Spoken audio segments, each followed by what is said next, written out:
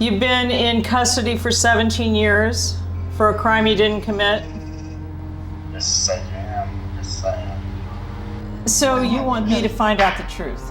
Because unfortunately, your ability to remember that night is gone because of alcohol. Yeah. And you woke up when everything was over, and you have, to this day, no independent recall of what happened. Yeah. We've uncovered a lot, and all the facts go with what we came up with. Which is that you're totally innocent. Yeah. And for that matter, so was everybody else who was there that night, because there was no murder, right? Yes. Yes. But it's time now for you to get out. Yeah.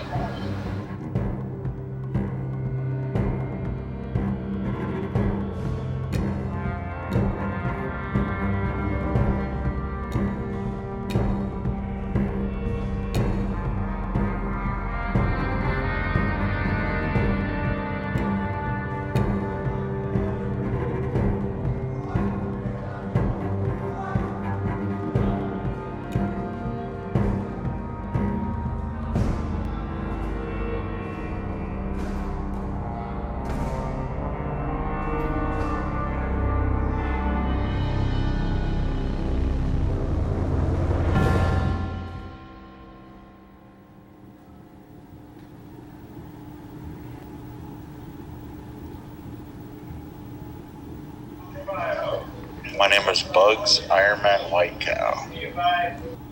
46 years old. I was born in Port Belknap Reservation, and I lived in Hayes most of my life. I have 4 sisters and 3 brothers, and I have 4 daughters and 2 grandchildren. Okay, it says the inmate has moved the town. There you go. Yeah, it does that from time to time. What do you want people to know about how you grew up?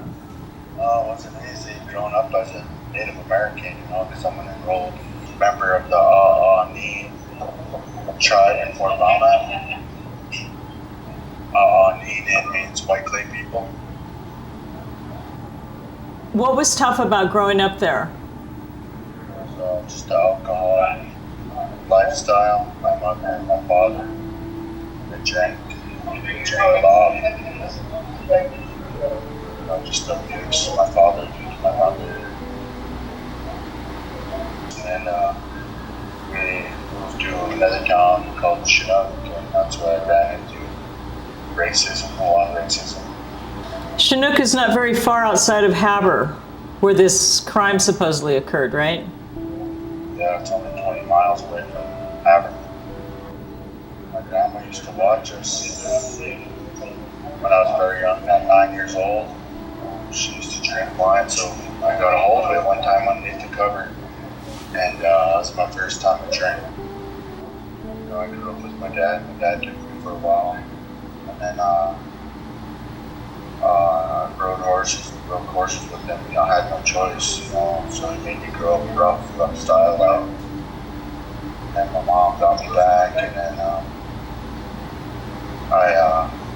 first time I ever got drunk was when I was 14, I believe. I drank some hard liquor that time. And that's when it all started. Alcohol's a good way to numb out, right? Yeah. It just first started out as just partying, just a weekend thing, just like once every month, and then once every 2 weeks, and then once a week, and then started having problems and didn't want to face them no more, so I started drinking more and more, and then towards the end, just ran out of excuses to drink, and it became an addiction. Before you were arrested, your blood alcohol level, the highest that I'd seen, was a .436. And that's extremely high. It would kill most people. So you'd built up a big tolerance to alcohol by the time that you were 27 when this crime happened, right? Yeah, the judge got mad at me and she said if you had a nosebleed or if I was like barely cut or something, she said I would have blended it. And since you have been in custody, as horrible as it is, you once told me that one and only gift perhaps was that you have not had any alcohol since you were arrested. Yeah. And that saved your life. Yeah.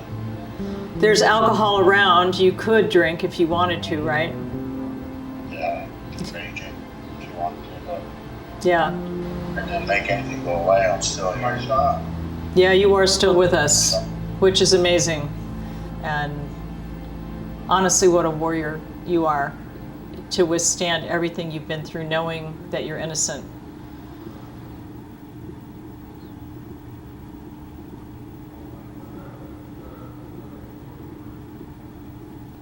When Lucky Kvelstad was found dead in Misty Snow's house, it was all Native Americans except for him. Is that right? Yeah. And you were not arrested for, I think, 7 7 months. months. And during that 7 months, you were free, right? You weren't a suspect? No. So you knew you were innocent. You didn't remember what happened, but you knew you hadn't hurt Lucky because he was your friend. Were you surprised then when you got arrested for his murder? Yeah, I was. And you were offered a plea bargain of some sort, if I recall, but you refused to take it. Yeah. I knew I never had anything to do with this man's death. And so you took your chances and went to trial. It might be important for people listening to know that the jury was hung for 10 hours until the judge gave him an instruction to go back in and decide. Yeah. Like, made him find me guilty, was more or less. She gave him that instruction. I already knew right then and there that they should find me guilty.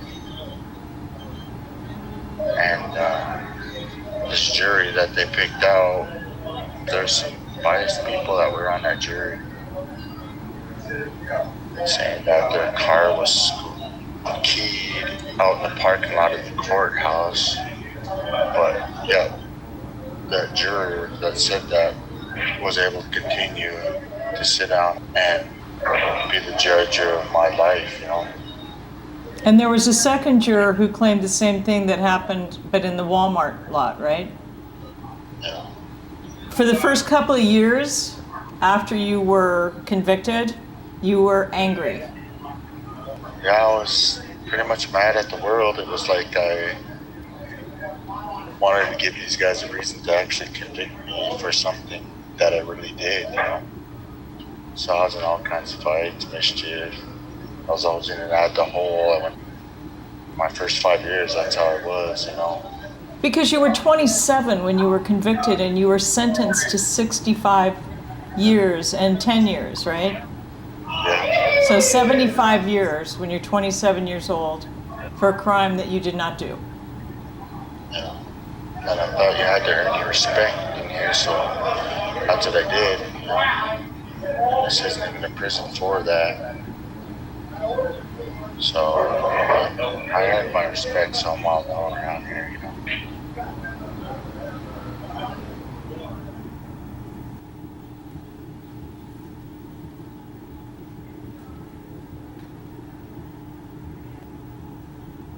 Can you describe your daily routine?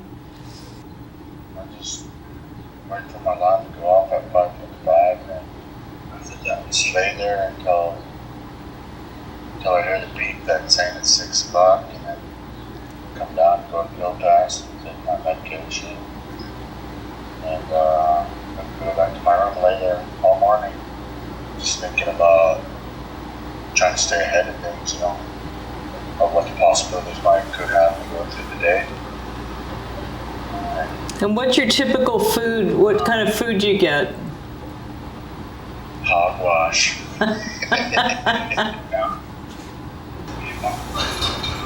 Can you explain the difference between the high side and the low side where you are now? On the high side is you're always on a block, you're always locked in, your door's always locked. It's more respectful there too. It's like mutual respect they call it.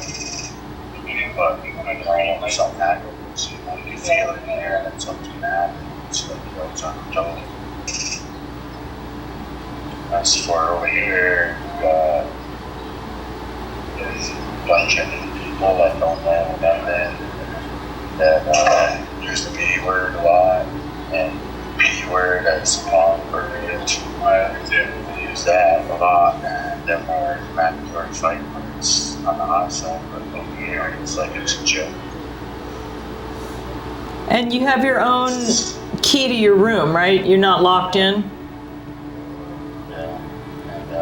There's a big yard, and you're always outside. You can go outside anytime you want, and get more oxygen over here. I mean, is it fair to say that you can always go back to your? It's almost a room, right? Not even a cell so much.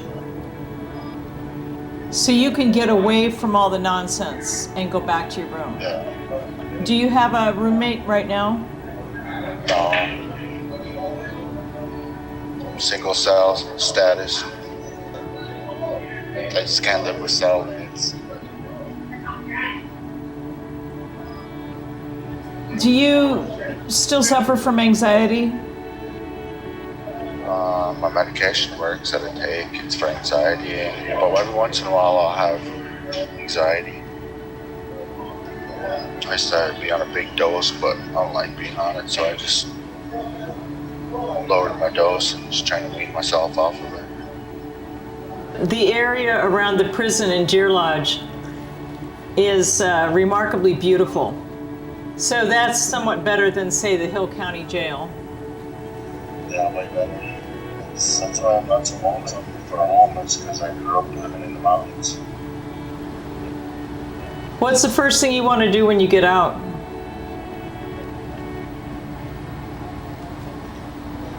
I never really thought about it, but I do want to make a living the right way. Be my first step. Be responsible and get a job, pay my own bills, own my own vehicles and house and stuff.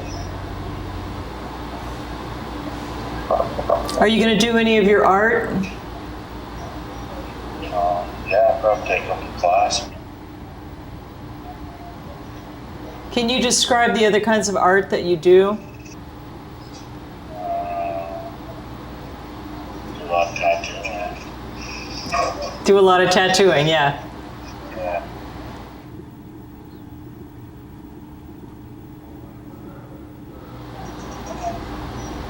Right now, I'm currently sweat setup crew. Tell us about the sweats. There's just used for spiritual healing. It's like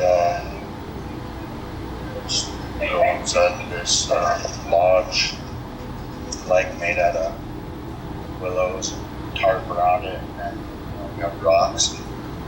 Get the rocks like super hot with fire on. Take them inside the lodge and put them in this pit that we built, and pour water on them so that steam comes out of them. Put natural medicine on the rocks. Did you guys build the lodge yourselves? Yeah, we just built it about a month and a half ago. And how many people participate in the lodge? A lot, but only 20 at a time can go in there. Wow. Buggz, how many Native Americans are in Deer Lodge, in the prison with you? I'd say a lot, but I can't really make out the percentage because there is a lot of Caucasian in here also. But there's like a lot of Native Americans in there to where they mess with us enough to split us up, They being the administration? Yeah. And they split you up because they don't want you, what, organizing? Are they afraid of you? That's what they think. I'm not sure if that's the reason, but they don't understand of what it is like to be Native American, because we understand each other. Especially the ones that grew up on the res. We know what it's like, and that we can rely on each other. We're not a gang, we're not affiliated. That's why we're always hanging out, joking around, laughing at each other. That's how we build our feelings is with you. So you don't have any kind of a support system in there for your spiritual beliefs? Just us, just each other.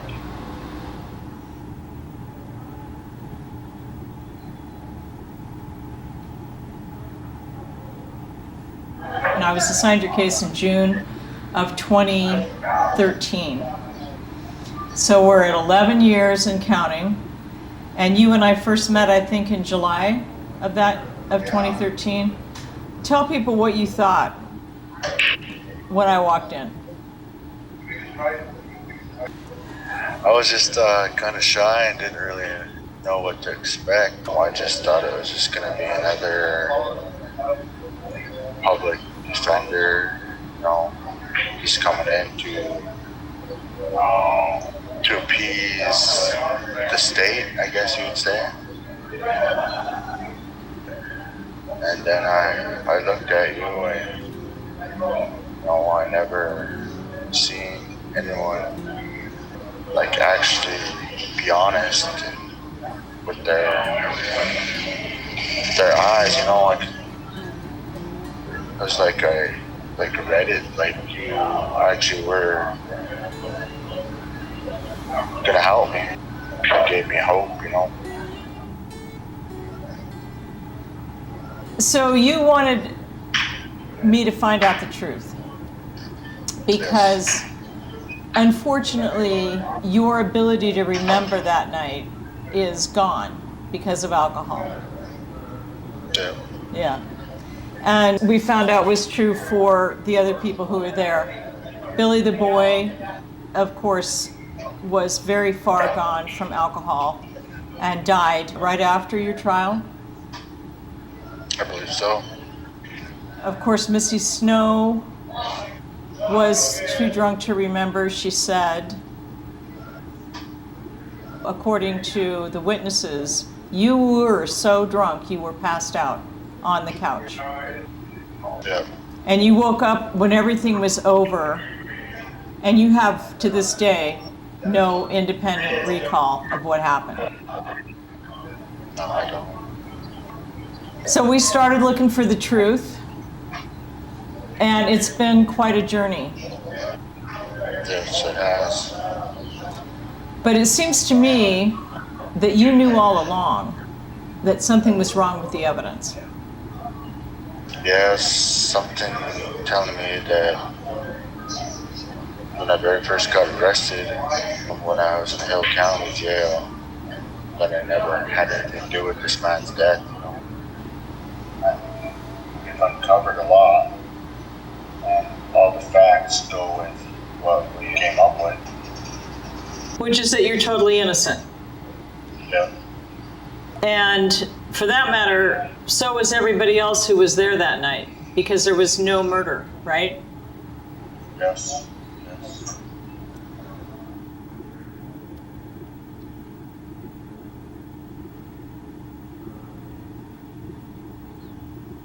At some point you said you started doing yoga, meditation. Yeah, I tried to do yoga for a while. It helped me. It was nice. And then what about, have they offered you any kind of counseling? I just started going to self-help groups that I wasn't quarterly to do, you know, because I wanted to change, you know. And took this one group called New Directions. I took it twice in a row. I started changing for the better. So it seems to me, and it always has, that you're throwing everything you can at staying alive and getting out, Yeah. Yeah. rather than giving up. Yeah. There's a couple times, I wanted to give up, but it'd be too selfish for my kids and my family, I just didn't want that for anybody that, cared for me. You kind of saw firsthand the effects of my son's suicide on our family. And that helped you realize that you hopefully will never do that. And it's the love I have for you and your family, you guys are like family. My second mom, I couldn't do that to you, over again, what you already went through, And you know how much we appreciate that and how much we love you. Yeah. Yeah. And then there's your mom, who sent me all your cute pictures. And that's the thing with moms. We see those pictures of you when you're little and know about your life growing up, and it's just the loss is so hard. So I'm glad that you are not going to put her through that, and definitely your daughters, your 4 girls, and now your grandbabies, they're going to need you when you get out. Yeah. My mom, she always prays that she's going to see me. One day she can see me out there before she goes, And when was the last time she was able to actually come to the prison and visit you?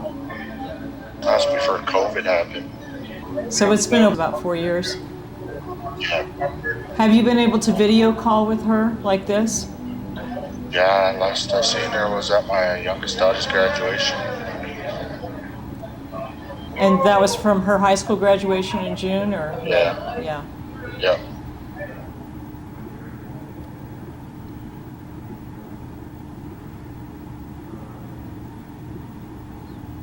What's your level of hope for getting out? Lots of hope, but my mind is still stuck in here because I don't know what's going to happen in the future or what's ahead of me.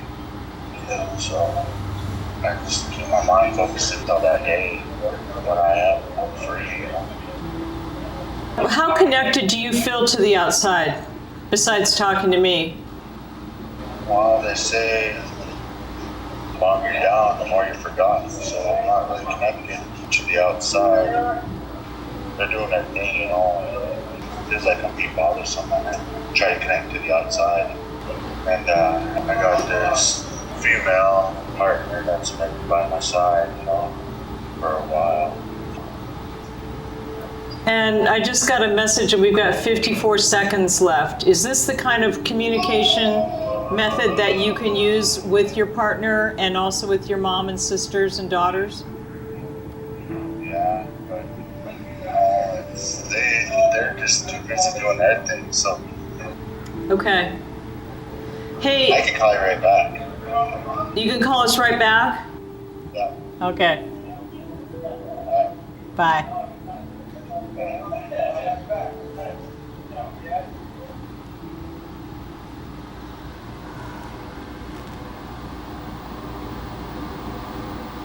So see, that cost $7.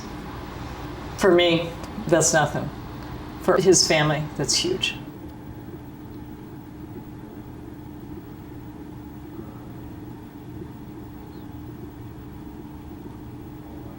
Hello.